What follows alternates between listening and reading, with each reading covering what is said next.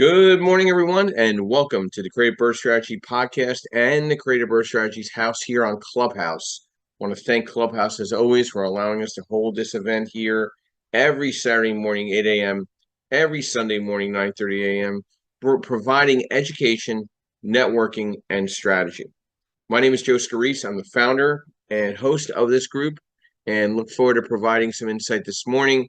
I want to always thank our sponsors, which have been so helpful in our growth in getting ourselves out there, getting the word out. We're live on all the social media buckets that are out there available: Apple, Spotify, Amazon, YouTube, Facebook, LinkedIn, Twitter, Instagram. We're here to provide insight and networking opportunities. So we'll get started here to first thank our sponsors this morning. We want to always start off with Perkatech with Yardell Perkins, our social media strategist and partner in the podcast.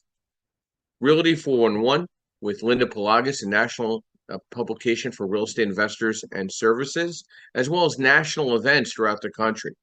I want to thank MB Capital, your unsecured business line of credit referral program, providing unsecured business lines of credit for real estate investors nationwide, and Lendmark Capital, where I work and facilitate nationwide direct private lending in the investment space, offering anything from single family through four family, 5 through 25 units on the debt service coverage ratio, fixed to rent, fixed to flip, new construction, and insight and strategy in growing out your real estate portfolio.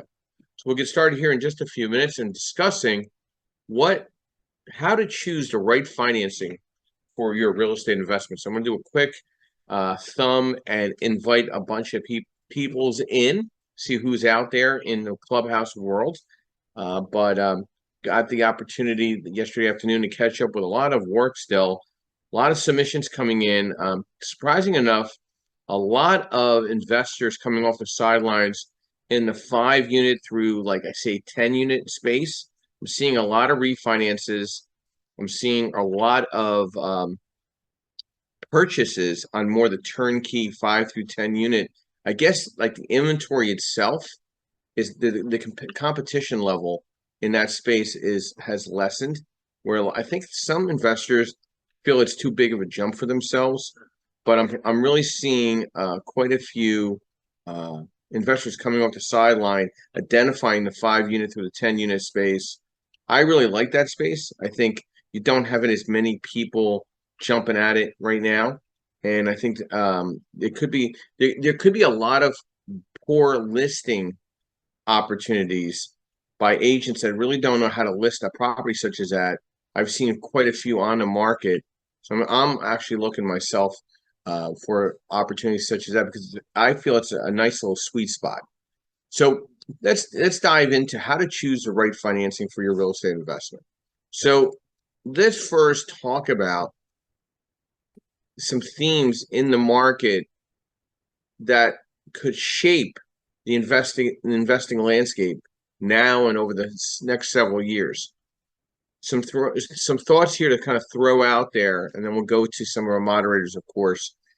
I'm really concerned about growth restraints. Costly investments for regionalization and climate change may handcuff economic growth and investment returns. So you're seeing migration rental reports. You're seeing a lot of the smaller markets having issues with rental environments. You're seeing massive conversions in the commercial space. Also, inflation adaptation. While we expect global economic growth to backtrack, inflation should persist, and tight labor markets and regionalization and higher commodity prices will likely more than offset technology's inflationary promise, investors, consumers, policymakers. I think we're going to have some more issues in the banking space. I think we're going to see some reconsolidations and reconfigurations. Also, geopolitical issues. I mean, we have massive issues right now on party lines, and how that will impact us in the real estate space is unforeseen. It's almost like looking through a shower drape, and you can't really see the clearing of what's really coming down the pike. And then private matters, like private markets continue to grow, backed by improving liquidity, supported by strengthening market infrastructure. Like, how far will asset-based lending go in more of an unregulated comparative to the banking environment where the regulations are strangleholding a lot of these banks and traditional lenders? Like where's are these paths going? So you got to really dive into what real estate investment makes the most sense when it comes to financing. Like real estate investment market in 2024 is expected to navigate through several emerging trends and challenges. Interest rates and economic conditions. The outlook for interest rates is uncertain, which could affect investment volumes and pricing stability. Some experts believe that rates have peaked. I don't know if they peaked. I can't, I'm not an expert, nor am I claiming to be the expert to understand this, which might improve transaction volumes and stabilize pricing over time, especially in markets within within the United States. But I'm still hesitant to say that rates are going to come down anytime soon. I can't see them coming down anytime in the next 3 to 4 years. You know, let's break down some sectors, and then we'll obviously get to um, our moderators. Residential and multifamily. Multifamily properties remain strong due to sustained rental demand.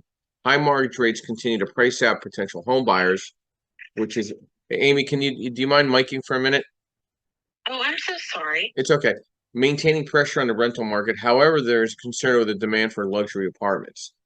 Now I'm seeing that, but I had a conversation with several investors last night, and the word is all these luxury build outs in a lot of these cities, such as Philadelphia, an example, right? They're going to infiltrate at least 30% of low income housing into all these class A, B plus buildings that they're building out right now for rent. I would be very concerned if I was going to be a tenant. Like I'd be upset if I'm getting a luxury apartment, then Section 8 is coming in and getting a discount. Retail is experiencing a resurgence, particularly in neighborhood and grocery anchored centers. The sector is adapting to the rise of e-commerce, which is benefiting from strong consumer spending and job growth. Industrial sector, including the logistics and cold storage facilities, show long-term potential despite recent signs of softening. The push for regionalization and local manufacturing continues to drive demand. I think one big factor which could soften a lot of this is the office sector. Office sector faces ongoing challenges with high vacancy and shifts toward hybrid work models. There are opportunities in repurposing obsolete office spaces for alternative uses like residential or data centers. But my concern is how many data centers can you have? Geographical focus. The U.S. Sunbelt markets such as Nashville, Phoenix, Dallas, Fort Worth, Atlanta, and Austin are highlighted for their growth potential in 2024. These markets will benefit from demographic shifts and economic resilience. So technology and innovation in our space is ever so moving rapidly. Where will it take the realtor? I feel that there's going to be major shifts in the real estate agent space with the NAR lawsuit and the reconfiguration of the MLS. Also, all these associations which I feel are a lot of fat. So, and then I'm seeing title going fully AI. I'm seeing appraisal potentially going full AI. How will these technology moves shift? Overall, I think 2024 is cautious optimism with opportunities for growth in special sectors and regions, despite broader economic uncertainties and evolving interest rate landscape. Investors will need to be strategic and focusing on diversification and innovation to navigate their complex environment. So we always start with ladies first. Good morning, Amy. Welcome. Brief overview, who you are, what you do, and thoughts to how to choose right financing for your real estate investment. Good morning. I'm Amy Palvido. I am the founder and CEO of Facilimax, which is a real estate technology company. And I'm also the chairwoman of the U.S. PropTech Council, which is the trade association for the real estate technology industry in the United States. Longtime real estate investor, started real estate investing back in 2008. And I have real estate investments today, but it's not my main focus. So choosing the right financing for your real estate investment, I think, especially in this challenging market, really is, obviously asset-based lending that Joe does. I would also say looking at any sort of green improvement incentives that you can get to add to your capital stack, as long as, you know, the lender doesn't get, you know, heartburn over it, because it might add a different kind of position on top of their loan, or next to their loan. But I think, you know, there's lots of creative ways to get deals done now. And I remember it being horrible trying to find a deal. In 2015, we went through the same thing. We just couldn't find a deal, and all the prices didn't make sense, and all this. So the cycles change, but there's still deals. You can still find them. You just have to work a little harder to find them. But I think the best thing you can do is in this time where their deals aren't as prevalent, is to prepare yourself for when they become prevalent, right? So get your ducks in a row. Make sure you're stocking up cash so that when you start seeing these deals, and if one comes your way, you're ready to pounce on it. So that's my nickel. Whole half a nickel we got out of Amy this morning, and I appreciate that. As I'll say, the rose amongst the thorns. So choosing the right financing for your real estate investment involves evaluating several key factors to align with your investment goals, financial situation, and market conditions.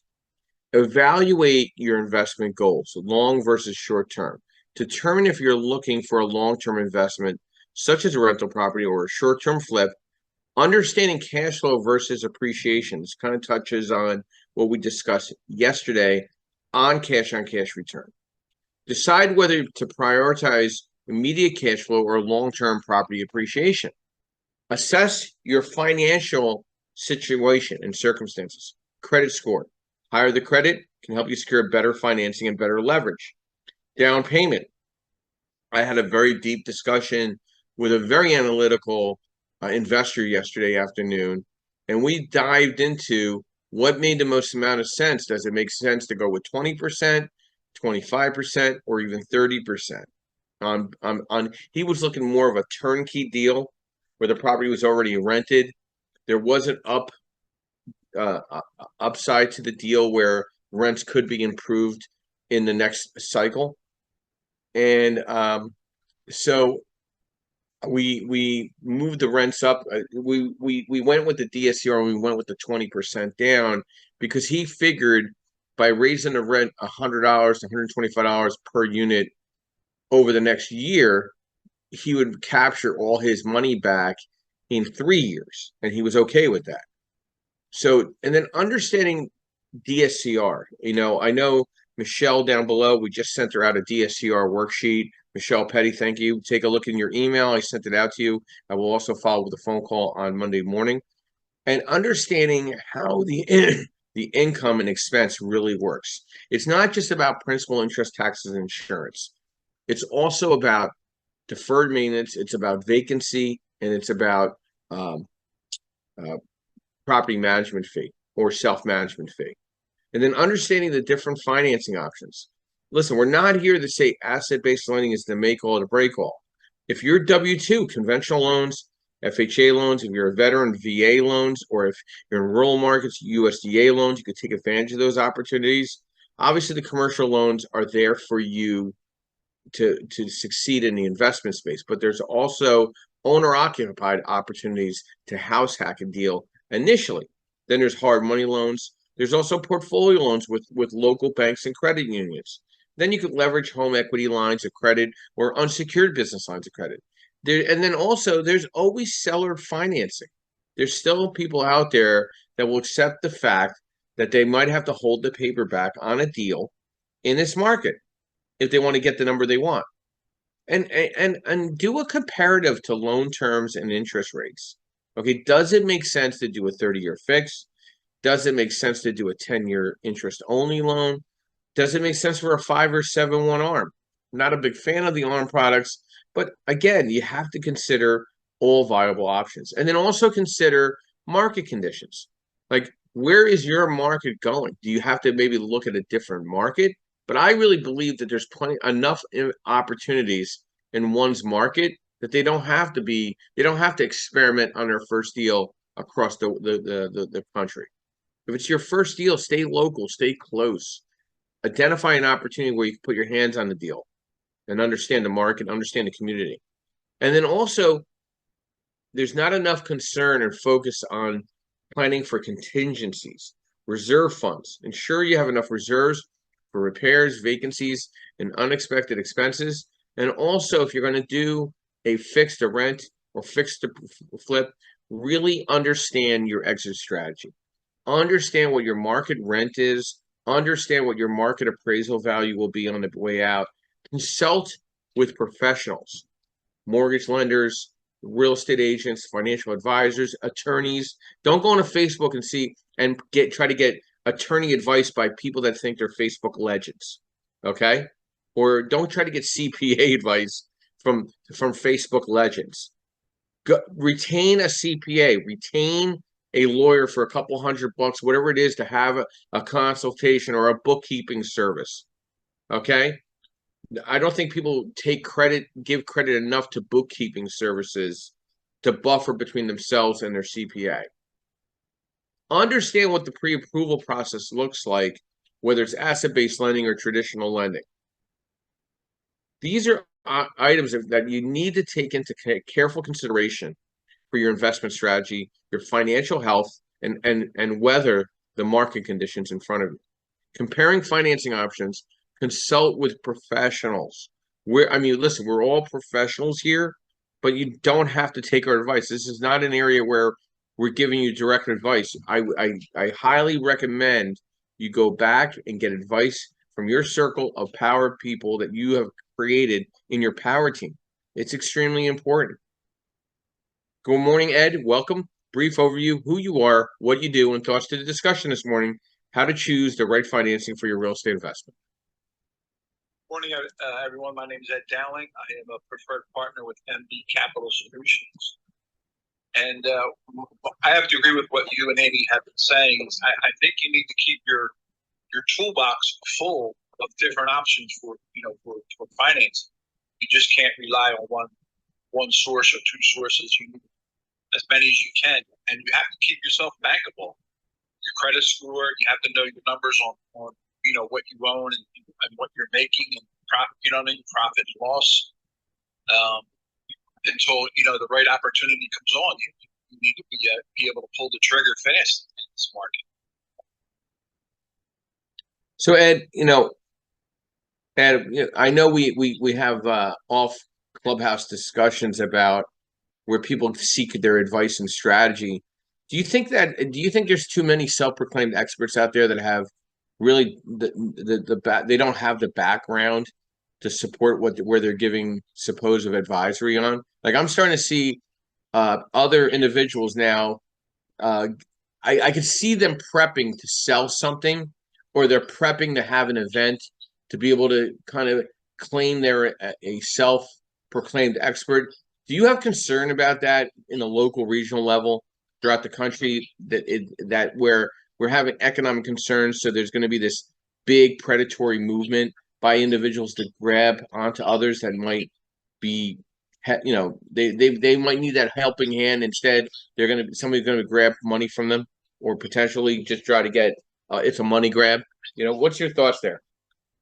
Well, you see it all the time on Facebook. People offering financing at just too good to be true rates. 100% financing, no credit checks, 5% down. I mean, that's not reality. I mean, people are going to fall for that stuff, and maybe send in a couple $100 to whatever. I think there's a lot of scamming on and false hope on Facebook.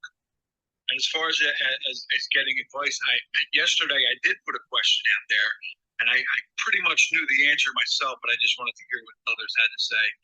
And I got so many variant different answers. It just shows that everybody has a different take on everything, and they're not experts, So.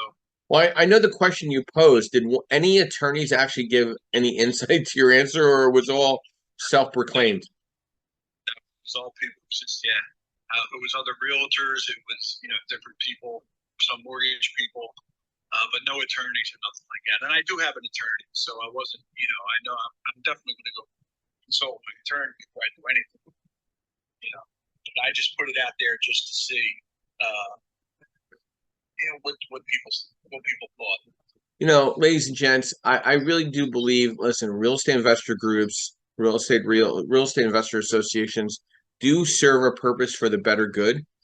But I have to let you know from a financing perspective, a RIA or an investor group is not going to understand your psyche on where your comfort level is in investing. Okay. Do you want to watch your money grow in an investment, or do you want to have no money into a deal and try to make the deal work on its own 2 feet? Logically, creative financing only can go so far, and eventually you have to qualify for that asset in time. It's a fact. So let's pivot a little bit. Thank you, Ed. I want to talk about the 10 hottest cities to invest in real estate going from 2024 into 2025. Since COVID-19 pandemic ushered a new era of desirable cities for both relocation and real estate investments. Prior to the pandemic, extensive coastal cities such as Los Angeles, New York, Oakland, San Francisco, San Jose, Seattle, and DC, and Washington D.C. allured many based on the employment pool, diverse talent, and attractive city lifestyle. But over time, these 7 markets have accounted fewer and fewer top markets, with people opting for lesser expensive cities with affordable homes and also safety. And the lower cost of living, thriving employment pool has moved to the middle. Okay. Almost all the top rated real estate markets are located in faster growing southern and western regions away from the coast, with very few exceptions. These top hot cities, I feel, and I do believe by a lot of my analysis, that attract employers that new mitigation and will continue to be a hot real estate market. Number 1, Nashville, Tennessee. Number 2, Raleigh, Durham, North Carolina. Number 3, Phoenix, Arizona. Number 4, Austin, Texas. Number 5, Tampa, St. Petersburg, Florida. Number 6, Charlotte, North Carolina. Number 7, Dallas, Fort Worth, Texas. Number 8, Atlanta, Georgia. Number 9, Seattle, Washington. And number 10, Boston, Massachusetts. Now, I have visited, I think, almost most of these cities. I have opinions on several of them. I mean, I love Boston area. I think it's priced itself out, where I see New Hampshire, Vermont, and Maine being hot spots for investment financing and opportunities. But I do like how Boston is really keeping it together. It's clean, it's safe, downtown is really nice, but the affordability, I can't see it being there for a family to live in. It's just pricing itself out. I think the surrounding areas of Philadelphia, Harrisburg, are very strong. I think the city propers of those areas are going to have a rough time, especially in the commercial landscape. I think the rental landscape, it's obviously steering towards Section 8 affordable housing. I think homeownership is flatlining in a lot of those cities, just based on just the recycling of safety right now. We have new mayor here in Philadelphia. Not really sure what's going on in Harrisburg, but safety precautions. I do feel a little different in Philadelphia. I was just in Philly yesterday. I have an office in Philly. I do feel a little different seeing what's going on there. It's going to take it's a longer road, but I think that railroad train of everybody moving back into the cities for availability to arts and restaurants, I think that stopped. I think that's across the country. I think people are moving more into a suburban environment or even rural environment, and want to stay in that type of environment for themselves, for their family, and just a better quality of life and calming environment. So that's some thoughts to there. Joe, good morning and welcome. Brief overview, who you are, what you do, and thoughts to how to choose the right financing for your real estate investment.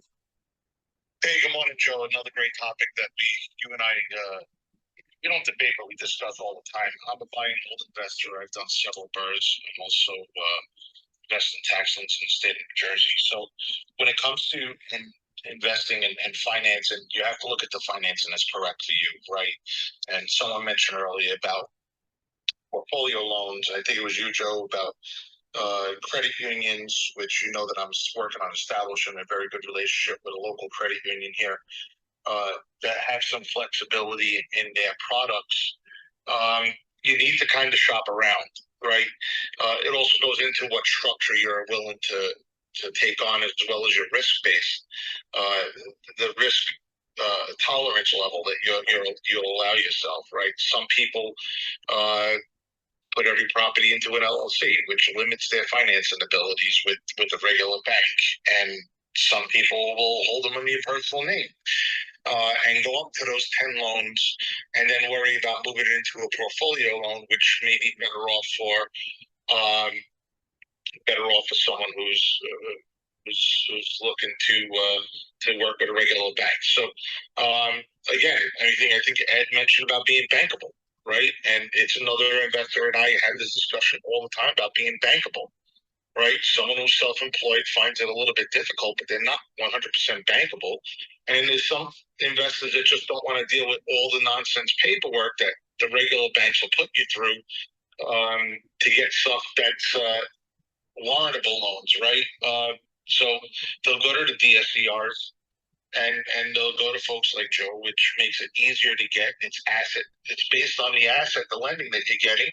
And they understand that because they don't have or don't want to provide the W-2s or all their bank statements, right? I got to tell you, when I'm going for these loans and I'm putting in for the last loan that I did with the credit union, I probably had to give them about 500 pages of documents between leases and P&Ls and bank statements and W-2s and all that other fun stuff.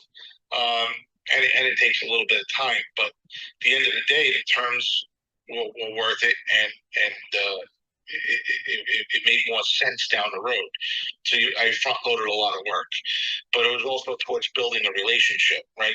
So if you have a relationship with a bank, it makes things much easier down the road. So you have to invest and front load all that work in the front. So Joe, let's talk from a regional level.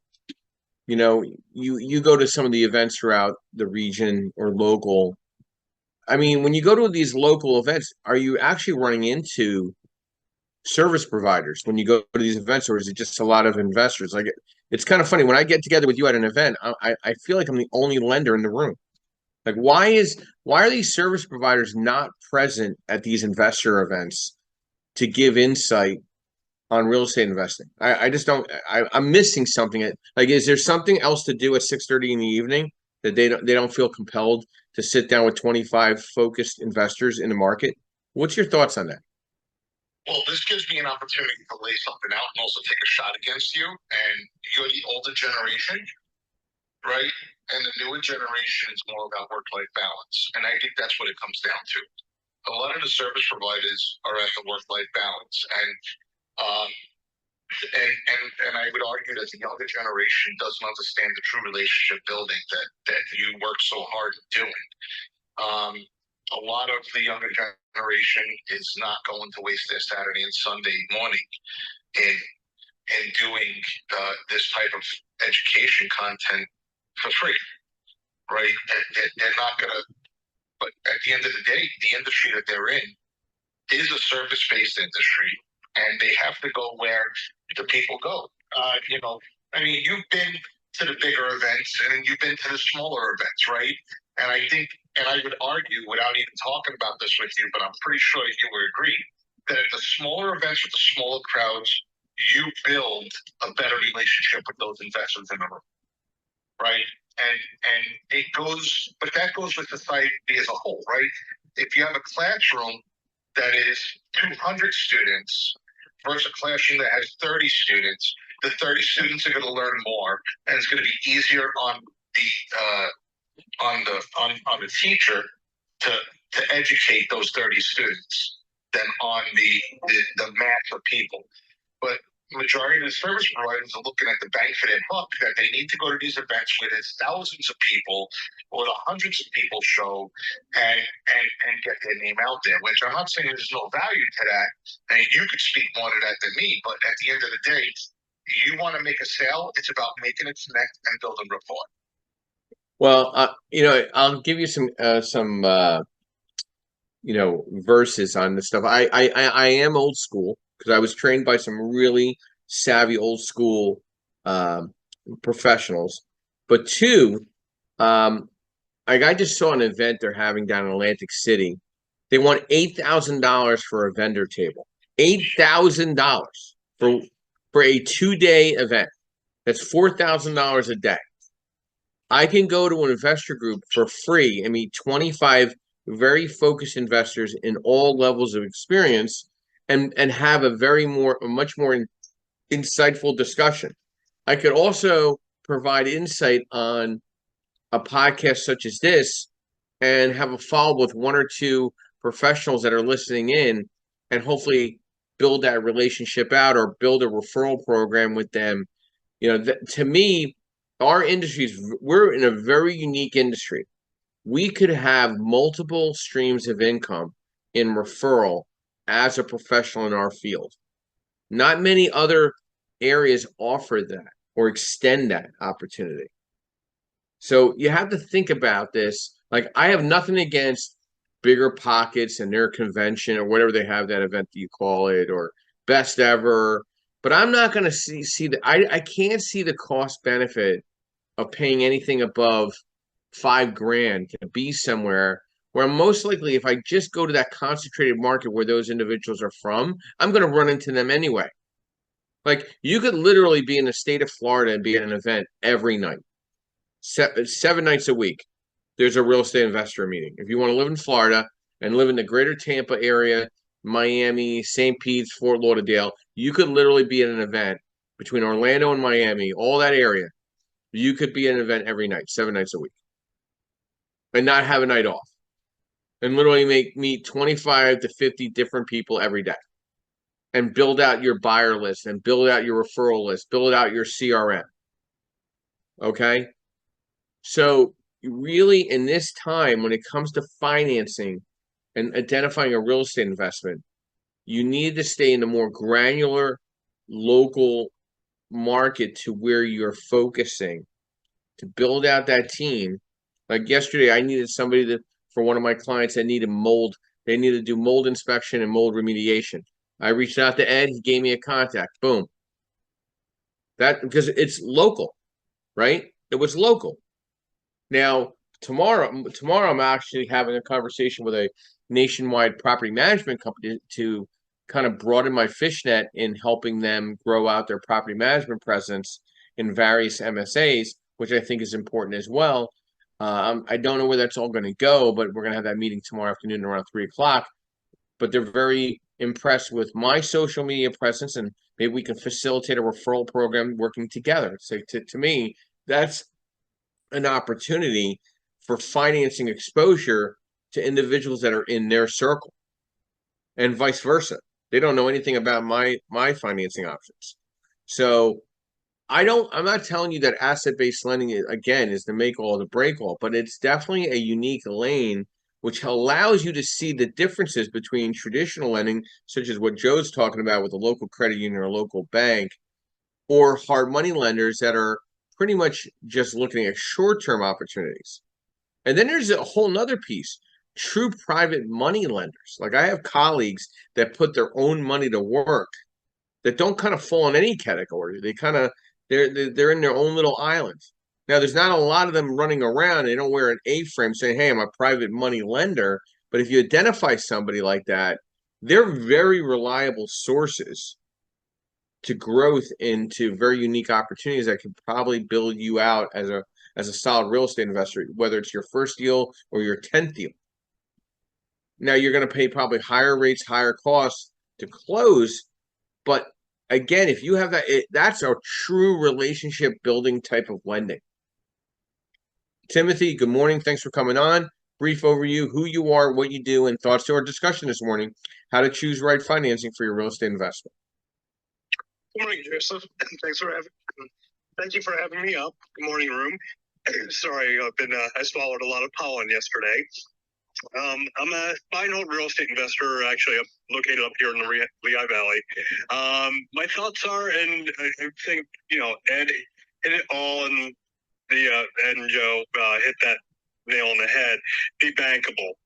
That's your first. Your business starts with you. That's your foundation. Where your start is.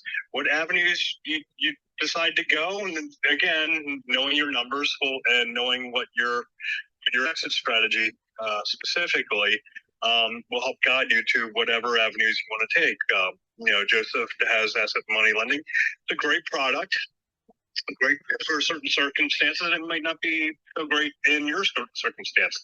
You might want to go with a private lender. One thing I didn't hear anyone mention this morning yet was crowdfunding as a potential, but that again takes a lot of work. But I think it's a great discussion, and thank you, Joe, for providing that list of the cities as well, where for investments. We always do appreciate that. Yeah, my thoughts are, and here's the other caveat too. We also have to think of it's not just you're investing your money, but for the property or where you're planning on putting your property as well. But you also have to look at not only with those finances and your lender, what are your expenses, and also how are your finances as a character. Once you build those relationships with those people in those banks or in those areas, personally and professionally, that will help you get through any future endeavors a lot much faster. And just to your comment about, and Joe, to your comment, or tell it to your comment about the younger generation. Yeah, we've run into an era of instant gratification is kind of what it is.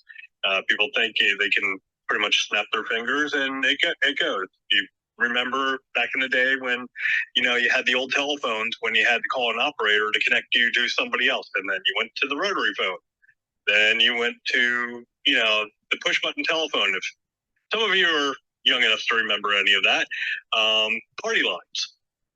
You didn't exactly pick up the phone and just be able to call whoever you needed to call. You had to wait till somebody on your block got off the phone.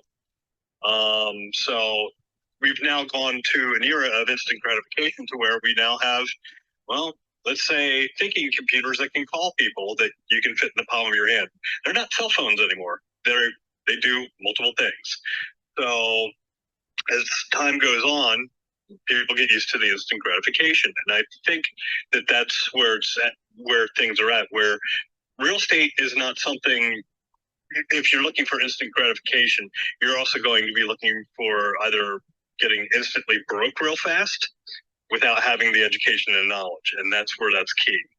So if we are able to re-educate and help re-educate on that, I think we might start seeing a better real estate investor climate, especially even when it comes to financing. So those are my 2 cents, Joseph. I'm going to put it back to you. Remember, Timothy Doyle, Steel Hill Properties. Remember, can't buy it, steal it. Thank you, Tim. Appreciate the insight. People always say, hey, what do you think is going to happen in the next 5 or 10 years? Listen, if you looked at over the last 20 years of the industry and how much change there's been made, but there's always been money made on buying real estate. I've never met somebody that bought a property 20 or 30 years ago and can't say they didn't make money if they still own the property today. I think it's numerically impossible. I think if you hold on to something, you treat it correctly, you leverage it correctly. And I think people don't really understand leverage. There's good mortgages and there's bad mortgages. If you're over leveraged, it's a bad mortgage. If it's leveraged appropriately and it's providing you income and a residual level of income and changing your whole scope of capability of survival with the property, then it's not bad debt. Okay. Now, I had somebody come up to me last night at a function I was at and thanked me. Hey, Joe, I really appreciate that. I own a free and clear. My home is free and clear. Thank you for giving me advice to go get a line of credit on my house. He goes, God forbid I need to get a roof. God forbid I got to do this. I at least have something in first position on my home to take care of that quickly, where I would have to then move money around otherwise. Because I was like, why would you leave your property, your primary home free and clear? Put a line of credit on it. Who cares about you bragging that it's free and clear? I would always want to have accessibilities to cash flow and cash on cash return.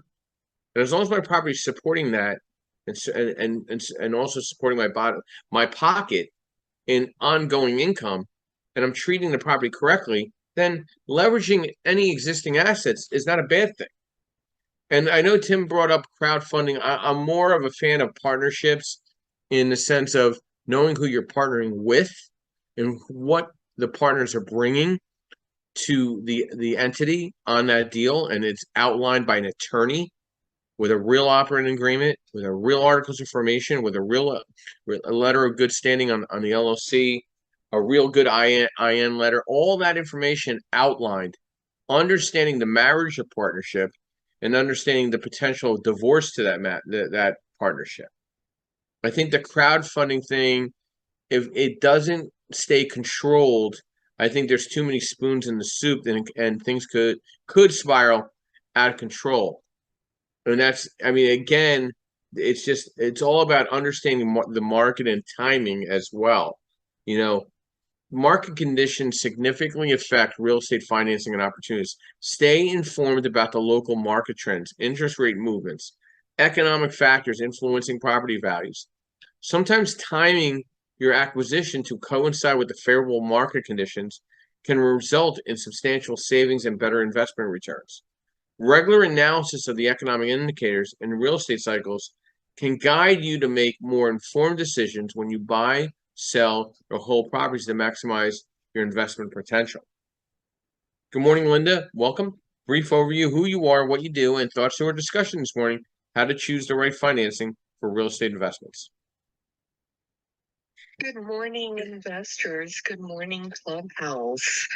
My name is Linda Pliagas, and I'm the founder of Realty411.com. We're a news and information website, and we help investors through publishing digital and print magazines, hosting virtual and in-person events, and giving them news and insight to help them on their real estate journey.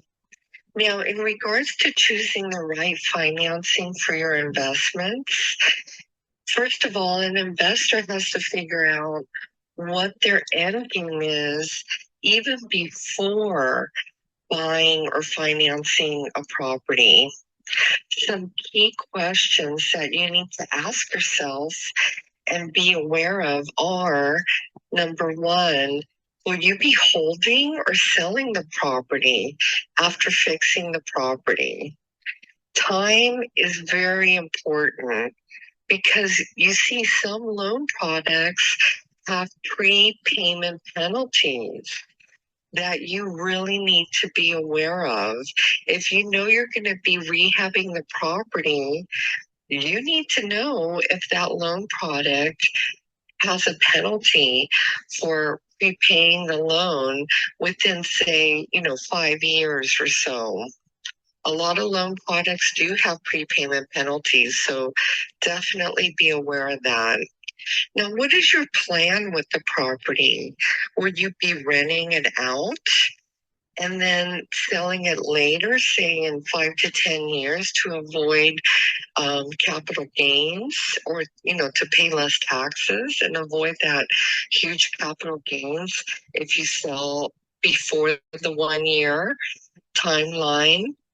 Now, if maximum cash flow is your number one priority when buying a property, then you may want to consider an interest-only loan, which can maximize cash flows.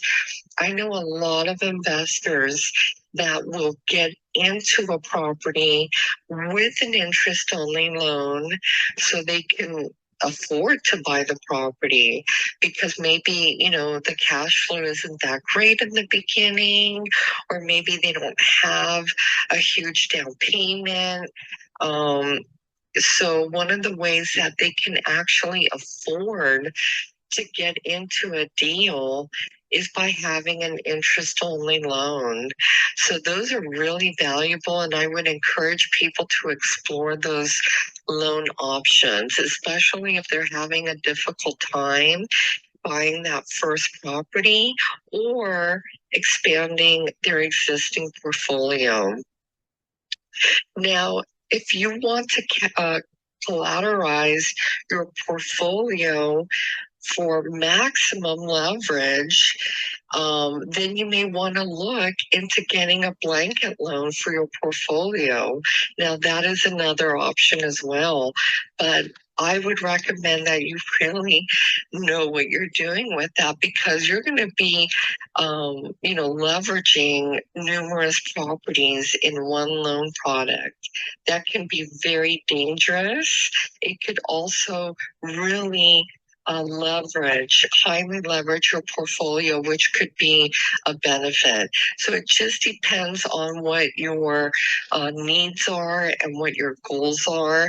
As always, I would encourage you to be conservative with your financial numbers. It's just, very important. You don't want to make a mistake and risk losing a property. Now, investors, there are many financial options available for you today. And I would encourage you to contact Joseph and professionals like him to help you determine what the best move is for you before you even, buy the property. You need to really know all your options ahead of time. Thank you so much, Joseph. Back to you. Thanks, Linda. Hey, Linda, anything coming up on Realty 411 we should keep a heads up on? Yes, actually, we will be having a virtual event. We invite everyone to join us on the virtual event June 22nd. I was actually going to reach out to you, Joseph, and invite you to participate and to be one of the speakers for our virtual event, which is being held on Saturday, June 22nd. You can find out more information about that at realty411.com. You can email us if you'd like to receive a link to it, info@realty411.com. We're also having an in-person event in Southern California on August the 3rd, which is also a Saturday. And I would encourage everyone who can join us to attend. We're going to have a spectacular day with incredible education from speakers from around the country who are flying in to Southern California. And then October 26th, we have our huge Los Angeles Grand Real Estate Expo, and we're hoping that you can join us for that. Joseph, that is Saturday, October 26th.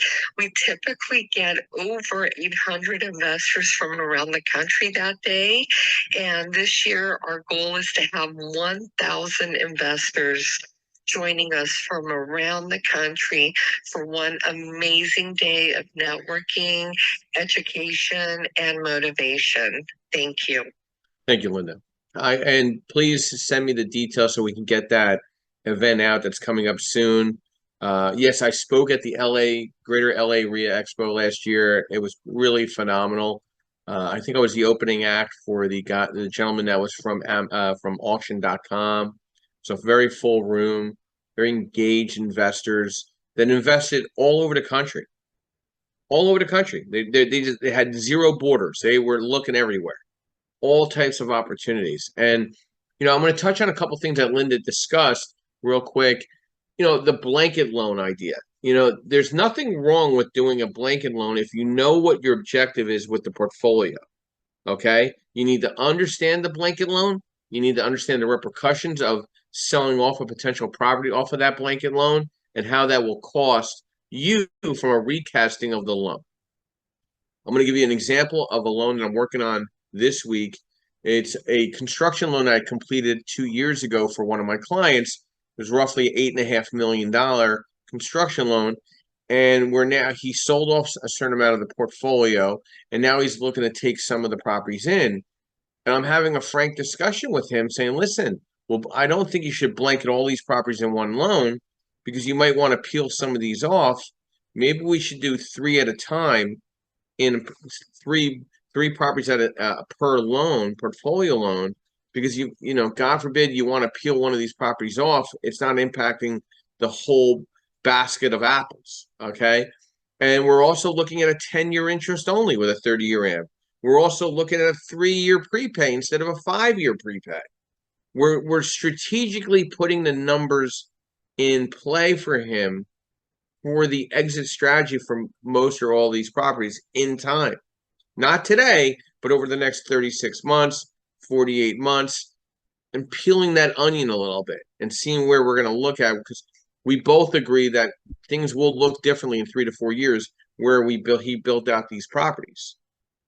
He already has comps to justify refinances from selling off some of the properties. So there's financing is it substantiates the real estate acquisition. It needs to be manageable. Okay, you need to understand the lending sources that are in asset-based lending or local banks or credit unions. Blanket loans do exist. They do work. They're more easier to discuss today than 10 years ago. But we got to move this guy to the audience. Bye-bye. I don't know what happened to that guy. But you really need to understand the economic indications to blanket loans and what that looks like. Okay?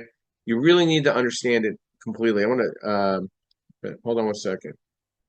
Yeah, let's see here. So let's see. Hold on one second. All right. I just had to fix that real quick. So give me 1 minute, guys. We have a person that's not so nice coming up into our rooms. So planning and looking at the right approach is very important when looking at either blanketing multiple properties, or looking at single family through 4 family type of properties individually, and what that cost is going to be. Now, he is going to save money in underwriting fees and legal fees, but does it make sense short-term and long-term for him?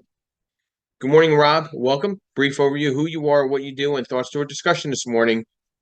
How to choose the right financing for your real estate investment. Good morning, Joe. Yeah, I'm Rob, real estate investor out of New Jersey. I agree with what everybody was saying before.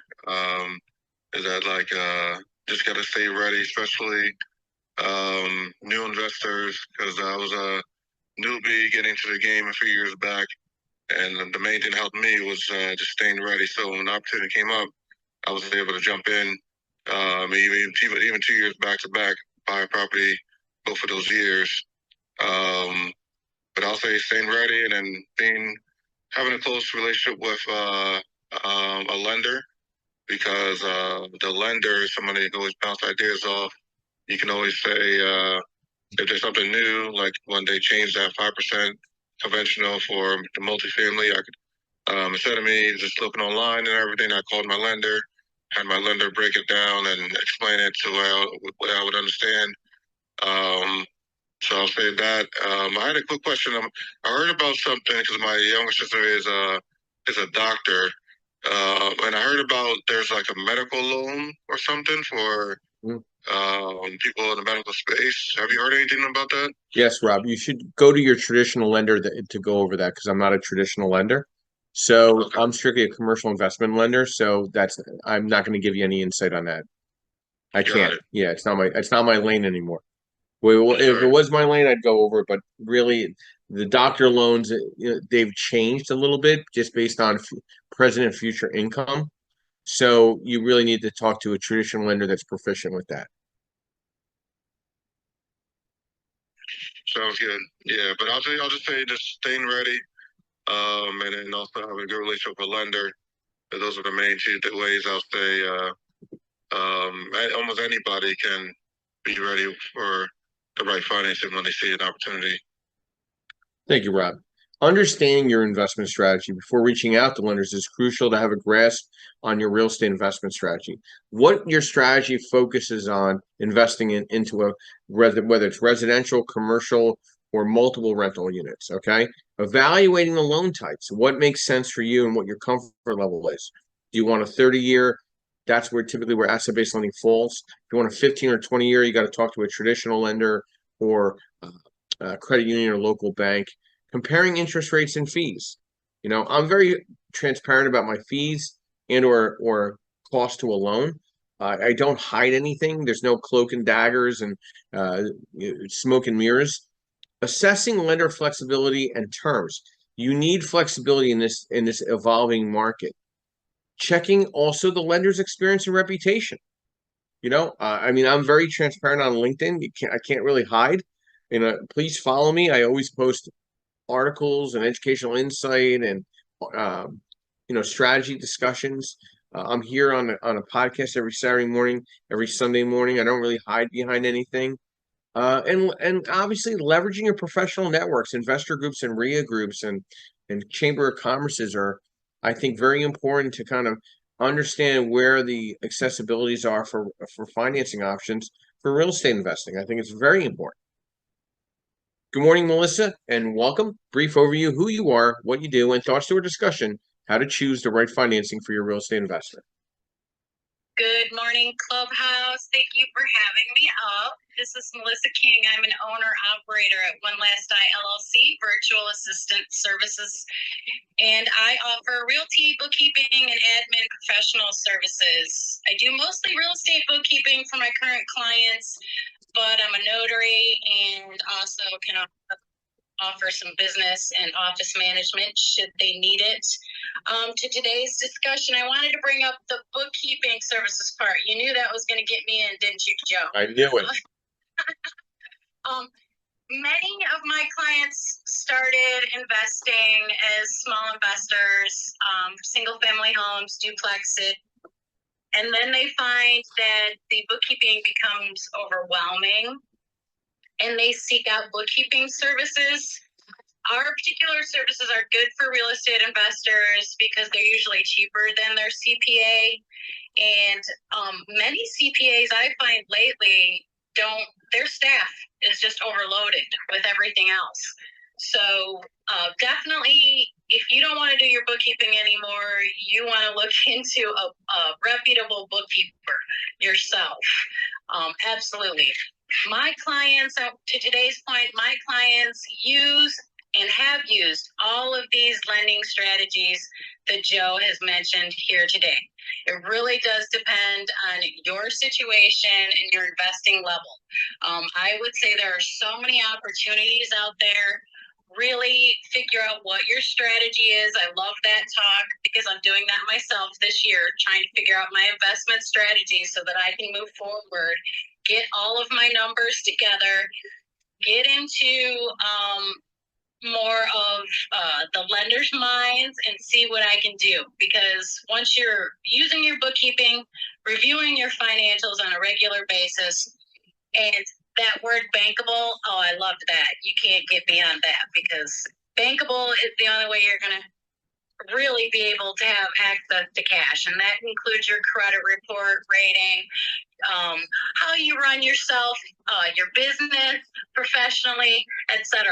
All of that plays into it. So I cannot stress that enough. I think that's all I mentioned. I have all these notes. You would love my papers, Joe. I've got notes with highlights all over it. There was some really good stuff today, especially what Linda had. I'm just so excited. Really looking forward to 2024. So moving forward all the way. Thanks, Joe. Thank you, Melissa. Some golden rules in property investing. Buy from obviously motivated sellers. Buy in an area of strong rental demand. Buy for positive cash flow. Buy for the long term. And always have a cash buffer. You will minimize your risk of property investment and maximize your returns. I mean, again, karma is extremely real, whether it's in life or in your profession. How you treat yourself in this industry is extremely important. And financing the right investment property is very important too. I want to add a couple things before we go to Justin, and then we'll get an outro from Amy in a minute too. We're the only Clubhouse room that has their own podcasts that's providing every consistent educational subjects every Saturday morning, 8 a.m. to 9:30 a.m. every weekend. We provide worksheets for you to be a better educated investor, to underwrite your own deals, and also to price your own deals out in the lending landscape as well. I have pricing software that you could price out your own DSCR loan and your own fixed to rent, fixed to flip loan that you can run for yourself on future endeavors.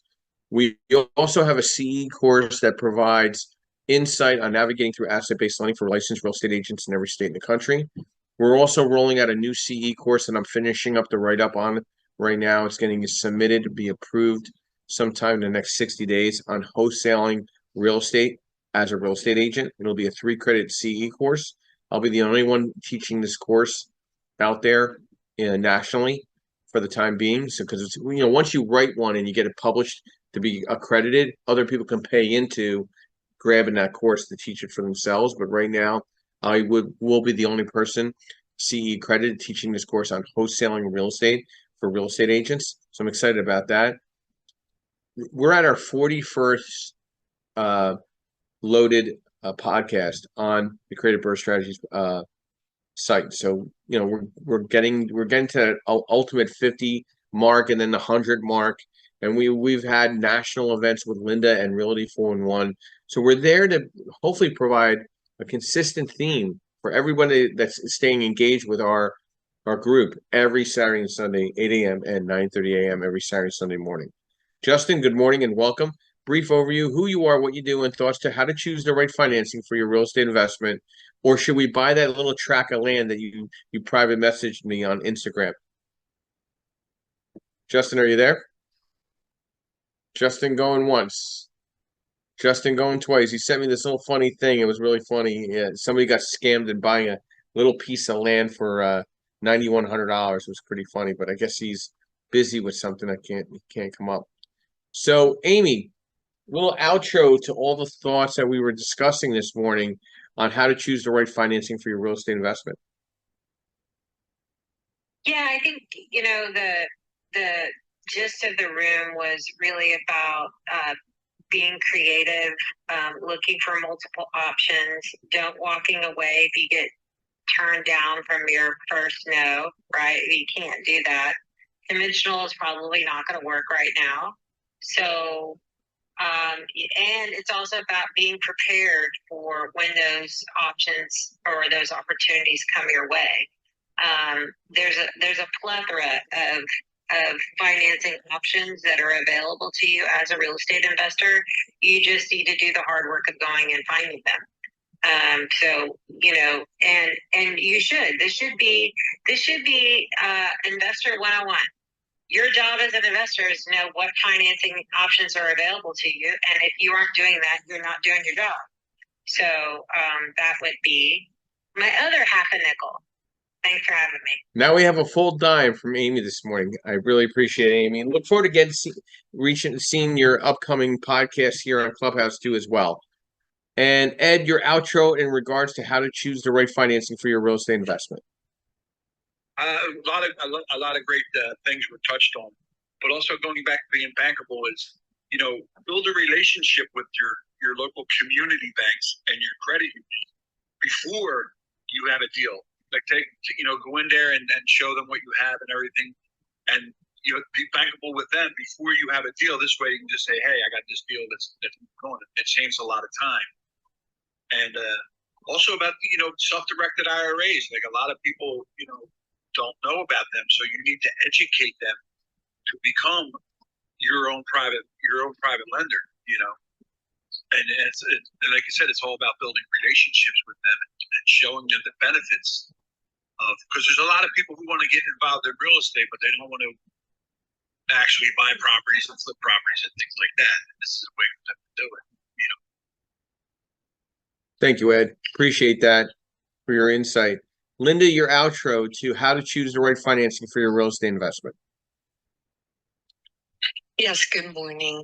Investors, it's important to explore finance options and also to review your existing loans to see if a refinance will improve your existing cash flow on the properties that you currently have. So be sure to evaluate your financial situation on a regular basis. Thank you. Thank you, Linda. I want to thank our sponsors, as always, every week with us. I'd like to thank Yardell Perkins with Perkatech, our social media strategist. I call him the Oz behind the drape. Lendmark Capital, your asset-based lender, providing nationwide direct private lending in the investment space for single family through 25 units, new construction, fixed to rent, fixed to flip, and DSCR. MB Capital, your unsecured business line of credit referral program, providing unsecured business lines of credit for investors in our space. And then I'd like to thank one other one. Realty. Sorry, Linda. Realty 411 with Linda Pelagas in regards to her national publication, providing insight and articles for real estate professionals throughout the country, and her national events, whether online or live, that are coming up this year. In the past, we've got a couple good ones coming up this year. So my name is Joseph Scarice, founder and host of the Creative Birth Strategy House and podcast, providing insight, education, and networking every Saturday and Sunday morning. And my quote this morning: dear past, thank you for all your lessons. Dear future, I am ready. We'll see you next week. Have a great week. I'll be ending the room in the next 30 seconds. And thank you.